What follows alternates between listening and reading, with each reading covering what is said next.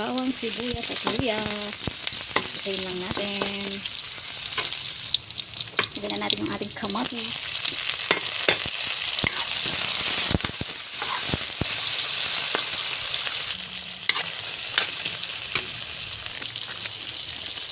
Lagay tayo ng paminta.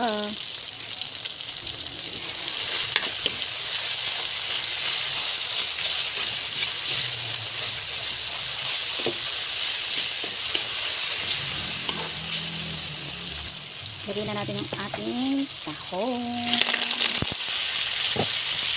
Lagay ito ulang.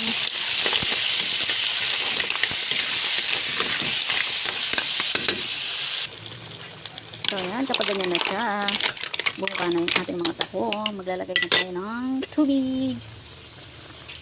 Konting tubig.